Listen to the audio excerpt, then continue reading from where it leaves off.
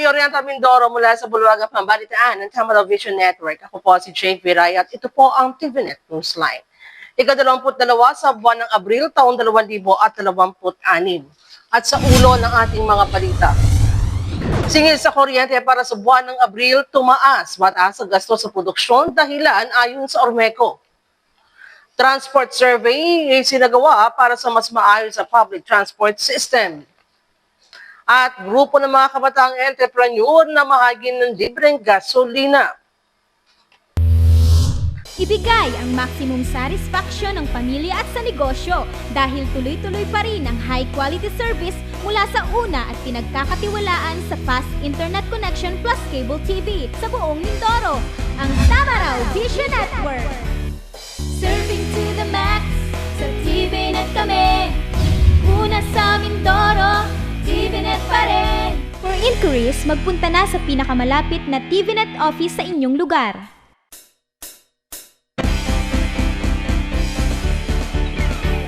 At sa detalye ng ating mga balita.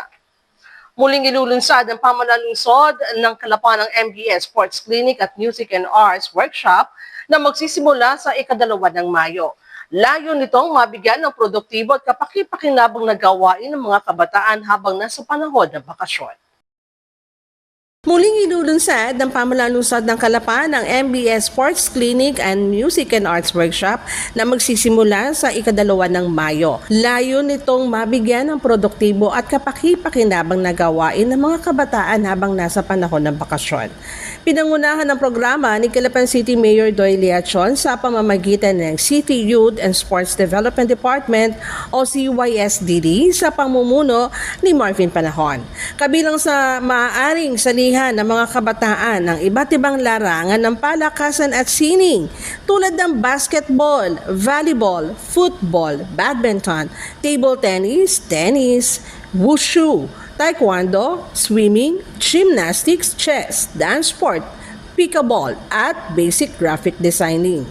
Ayon sa pamanalusod, bahagi ng programang ito ng kanilang kampanyang Makabuluhang Bakasyon Sigurado na naglalayong hindi lamang paunlarin ang pisikal na kakayahan ng mga kalahok kundi pati ang kanilang talento, disiplina at kumpiyansa sa sarili. Naging mainit naman ang pagtanggap ng mga kabataan sa programa matapos tangkilikin ang sinagawang registration day para sa MBS Sports Clinic at Music and Arts Workshop. Ang nasabing inisyatibo ayon sa CYSDD ay mahalagang hakbang tungo sa paghubog ng mas malusog, disiplinado at talentadong henerasyon ng kabataan ng lungsod. Muling nagsagawa ang Calapan E-Bikers Association o SEBA ng Road Safety Seminar at libreng Theoretical Driving Course o TDC sa pakikipagtulungan sa Land Transportation Office, Calapan City District. Ginanap ito ng karang 18 ng Abril sa isang mall sa lungsod na dinaluhan ng mahigit sa 300 kalahok. Muling nagsagawa ang Calapan E-Bikers Association o SEBA ng Road Safety Seminar at libreng Theoretical Driving Course o TDC sa pakikipagtulungan sa Land Transportation Office, Calapan City District. Ginanap ito nakarang 18 ng Abril sa isang mall sa lungsod na dinaluhan ng mahigit sa 300 kalahok. Ayon kay Rosemary Labrador, ang mga ito ay nabigyan ng TDC certificate habang ang iba ay nakapagproseso at nakakuha ng kanilang student permit. Ito na ang ikalawang beses na nagsagawa ang SEBA ng ganitong uri na aktibidad upang patuloy na mabigyan ang mga e-bike users ng kaalaman at kasanayan sa maayos, responsable at ligtas na paggamit ng kanilang sasakyan sa lansangan. Binigyan din dito ang pagtalakay sa mga batas na naglalayong mabigyan ng mga motorista at iba pang road users ng komprehensibong kaalaman, partikular na sa Republic Act No. 4136 o ang Land Transportation and Traffic Code. Gayon din ang iba pang kaugnay na batas, patakaran at regulasyon sa transportasyon sa lupa. Ayon pa rin kay Labrador, panawagan niya ang pagbibigay respeto sa lahat ng motorista. Ang mga e-bike users ay patuloy na nagpapayabong ng kanilang kaalaman at kasanayan. Ganun rin niya higit sa lahat ay ang pagtalima sa mga itinatakda ng batas. Nagagawa po kami ng ganitong activities para matulungan po natin ang ating mga kapwa e-bike user at para po matuturan din nila ang tamang regulasyon sa kalsada at maiwasan po natin yung mga pasaway na driver. Antabayanan ng iba pang mga balita sa aming pong pagbabalik. Bakit ka kasi kumabit? Alam mong di tama yan, di ba? Huwag ka nang gumamit ng pag-aari ng iba. Nakakaperwisyo ka sa mga legal na cable. Lumalabo ang signal nila. Mahiya ka naman, hoy. Illegal na cable mo, putulin na. Ano, gusto mo bang umabot pa sa kulungan? Umiwas ka na sa gulo tsaka skandalo. Huwag maging kabit. Magpakabit ng tama ngayon. Supported by PCTO. Good news po para sa lahat ng subscribers ng Cable TV at Cable Internet. Naisa batas na po ang Anti-Cable Television and Cable Internet Tapping Act of 2013. At ayon dito, bawal makikabit ng Cable TV at Cable Internet. Ang parusa sa sino mang lumabag sa batas na ito ay pagkakakulong at pagbabayad ng malaking multa. Bayad ka na nga, kulong ka pa. Kim Atienza po, nagsasabing pagdating sa batas, hindi weather-weather lang. Huwag maging kabit. Supported by the PCTA.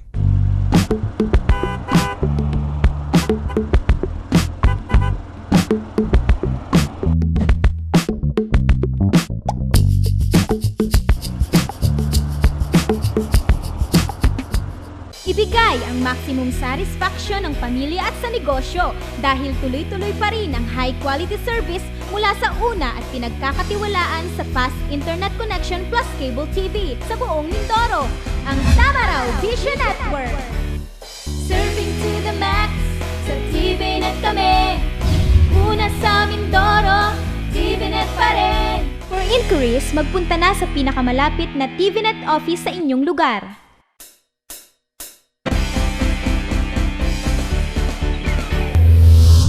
Sa pagpapatuloy ng ating mga balita, tumaas ang singil sa kuryente ngayong buwan ng Abril, bunsod ng pagtaas ng gastos sa power generation.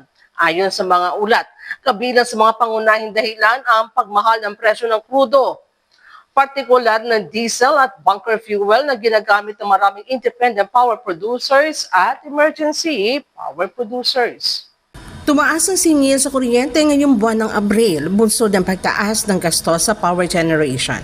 Ayon sa mga ulat, kabilang sa mga pangunahing dahilan ang pagmahal ng presyo ng krudo, partikular ng diesel at bunker fuel na ginagamit ng maraming independent power producers o IPPs at emergency power producers. Dahil sa pagtaas ng presyo ng mga produktong petrolyo, mas nagiging mahal ang produksyon ng kuryente mula sa mga naturang planta na direktang nakakaapekto sa kabuuang singil sa kuryente na ipinapasa sa mga consumer. Bukod dito, nabawasan din ang ambag ng renewable energy sources sa power supply dahilan upang mas umasa o dumepende sa mas mahal na emergency power sources. Ang pagbabagong ito ay isa rin sa mga nagtulak pataas sa presyo ng kuryente. Dagdag pa nito, iniulat din ang pagtaas ng system losses na lalo pang nakadagdag sa pagtaas ng singil sa kuryente. Ayon sa Ormeco, ang kombinasyon ng mataas na gastos sa fuel, pagbawas sa renewable energy output at pagdepende sa mas mahal na pinagkukunan ng kuryente ang nagtulak sa pagtaas ng electricity rate ngayong Abril. Apila nila sa publiko ang patuloy na pagtitipid sa konsumo ng kuryente upang mabawasan ang epekto nito sa buwan ng bayarin. Samantala, sa pinakahuling episode ng Kapihan sa Bagong Pilipinas, ang Philippine Information Office May Maropa, nakaraang 14 ng Abril, isa sa mga umarap sa mga lokal na mamamahayag si Oriental Mindoro Electric Cooperative General Manager Engineer Humphrey Dolor, kung saan ipinaliwanag nito ang dahilan sa pagtaas ng taripa ng kuryente para sa buwan ng Abril at ang patuloy na paglaganap ng anti-filterage o pagnanakaw ng kuryente. Sa pinakahuling episode ng Kapihan sa Bagong Pilipinas ng Philippine Information Agency May Maropa, nakaraang 14 ng Abril, isa sa humarap sa mga lokal na mamamahayag si Oriental Mindoro Electric Cooperative General Manager Engineer Humphrey Dolor. Binigyan diin na nasabing opisyal na ang kooperatiba ay tagapaghatid lamang ng serbisyo habang ang mga ipinatutupad na singil ay nakabatay sa halaga ng supply mula sa mga power supplier at sa umiiral na mga regulasyon. operasyon. Ipinaliwanag din niya na ang pagtaas ng konsumo ng kuryente ay isa sa mga salik na nakakaapekto sa pagtaas ng taripa. Sapagkat habang lumalaki ang pangangailangan sa enerhiya, tumataas din ang halaga ng supply na kinukuha mula sa mga supplier upang matugunan ang demand ng mga miyembro ng konsumidores. Na huwag masyadong gumamit ng kuryente kung hindi naman po talagang kinakailangan. Ang dahilan po, kapag sobrang taas ng ating demand, ito po ang nagdidikta ng paggalaw ng presyo ng ating kuryente. Ganun din po, kapag wala na po tayong supply na makuhanan, kahit gusto natin pumili, wala po tayong magagawa kung hindi magpatay ng linya sa mga lugar na hindi naman masyado ang economic activities.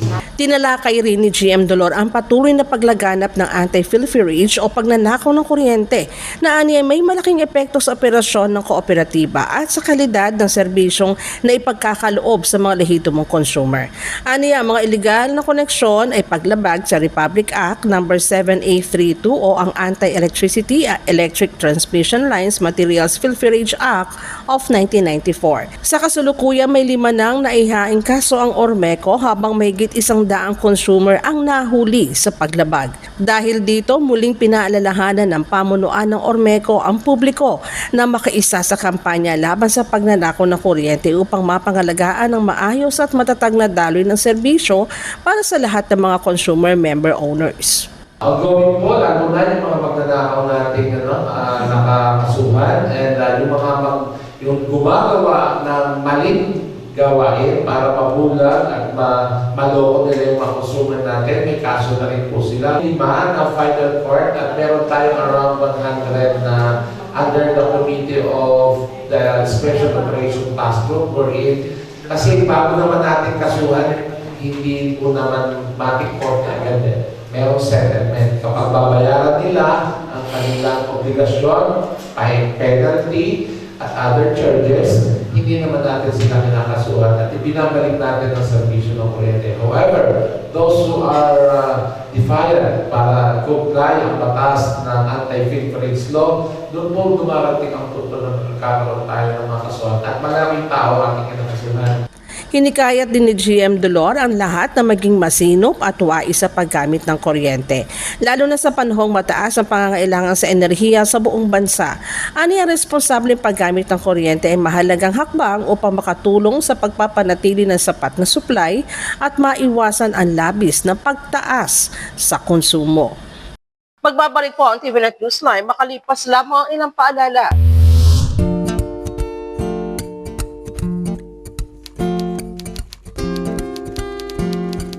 Inday, pakiligpit nga itong mga kinalat ng mga bata. Noon, gusto ko makapag-aral. Pero walang oras dahil full-time ang trabaho ko. Pero ngayon, dahil sa online classes ng Solar Learning at DepEd Alternative Learning System, natupad na ang pangarap kong makapag-aral. Good day, ka-learners! Welcome to another episode. Hindi ko na kailangan pumasok sa eskwelahan. Nakakapag-aral ako sa oras na gusto ko. Anytime! Nagkaroon ako ng second chance sa pag-aaral. At dahil recognized ito ng DepEd, sigurado ako sa diploma. This lesson, You should be able to... you learned about the persons. Sa wakas, matatapos ko na ang high school ko. Ay, salamat din nga pala kay ate. Ina-sponsor niya ako na ma-enroll sa Solar Learning.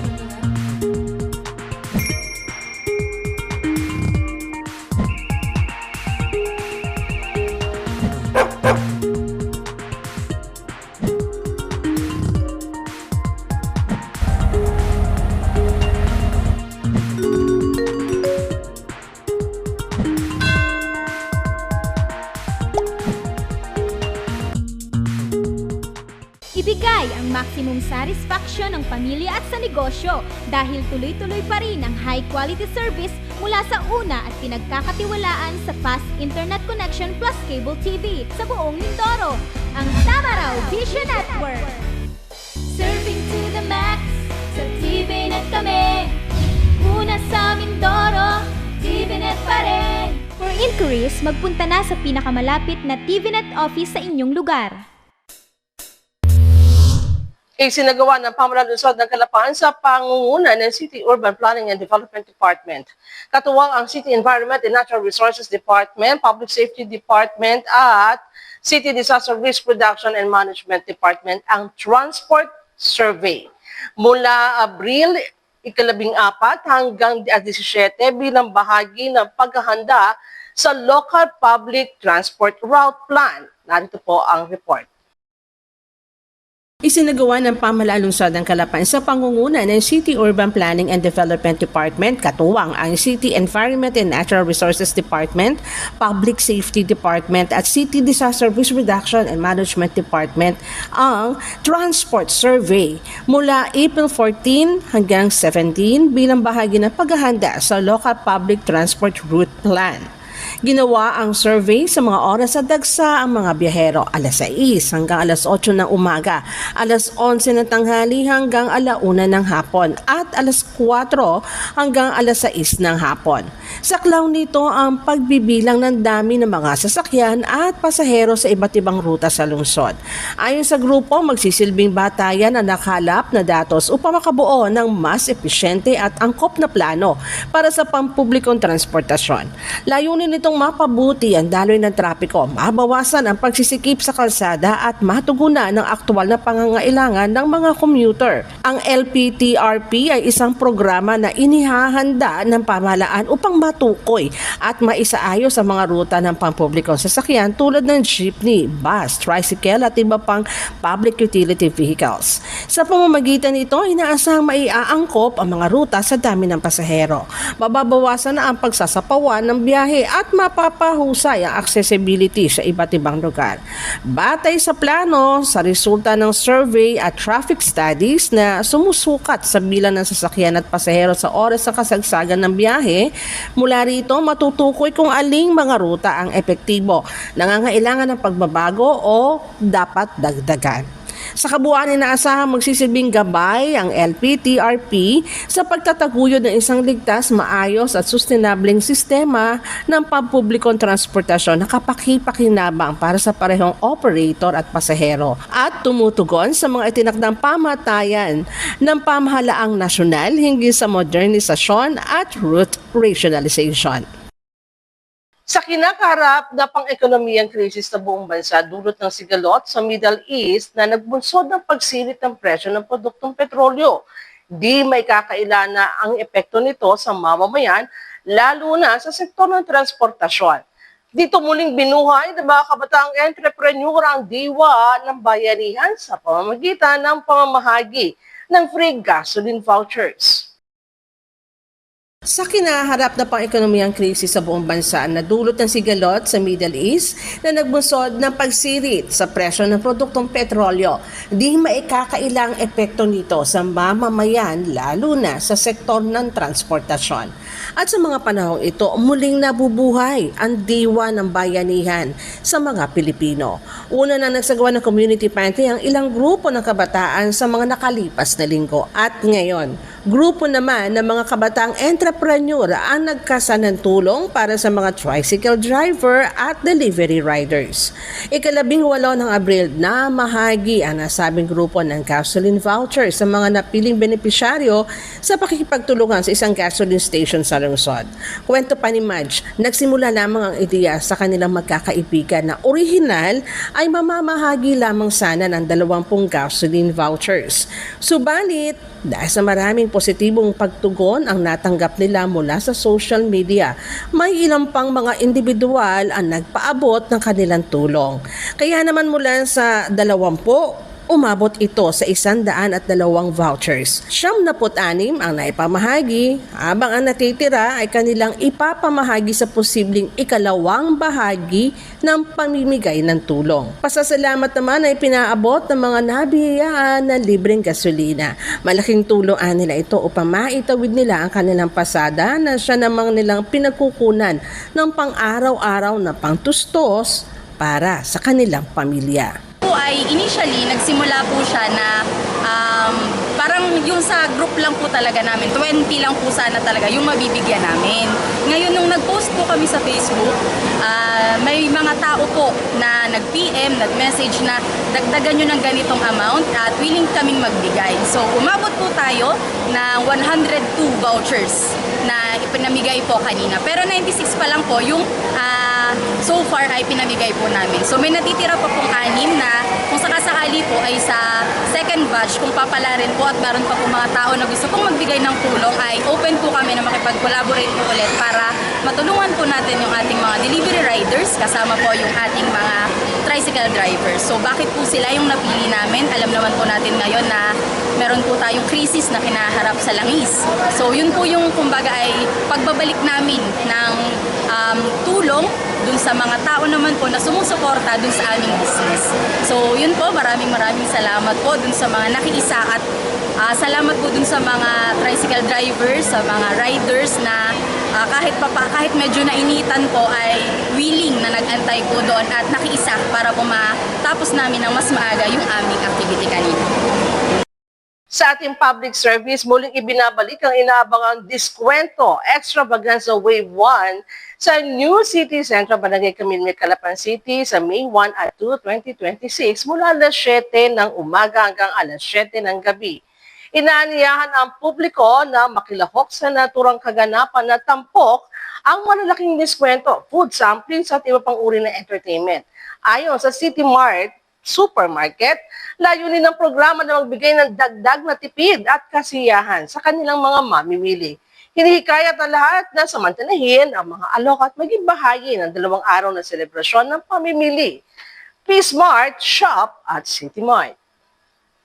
Samantala, inaaniyahan ng Department of Labor and Employment o DOLE ang publiko na makilahok sa gaganaping 124th Labor Day Job Fair sa darating na Mayo 1 sa Bulwagang Panlalabigan, Provincial Capital Complex, Barangay Camilmil, Calapan City.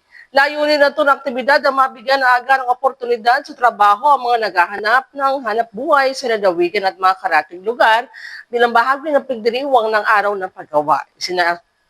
Isinasagawa ang job fair sa pakikipagtulungan ng pamahalaang panlalawigan ng Oriental Mindoro at ng Public Employment Service Office o PESO, kung saan inaasahang lalahukan ito ng iba't ibang kumpanya na mag-aalok ng sari-saring trabaho para sa lokal at maging overseas employment. Hinikayat ang mga aplikante na magdala ng updated resume at maging handa sa posibleng on-the-spot interview. Bukas ang aktibidad para sa lahat ng job seekers, kabilang ang mga fresh graduates at mga nais magpalit ng trabaho. Maaari niyo rin po kaming mapanood sa YouTube. I-type lamang ang TVNet Newsline. Bisitahin at i-like din namin Facebook page, Newsline Channel 10. At yan po ang kabuuan ng mga balita na nagkalap ng Newsline staff and crew para sa araw na ito. Para po sa inyong comments, suggestions, mga balita at impormasyon na nais yung iparating sa aming programa, tumawag po lamang sa TVNet Hotline sa numero bilang 043-288-4240. Ito po ang TVNet Newsline, katotohanan at serbisyo hatid sa mga Mindoreño. Ako po muli si Jake Viray na nag-iwan sa inyo na isang magandang papayapang gabi. Marami pong salamat sa inyong walang sawang pagsubaybay.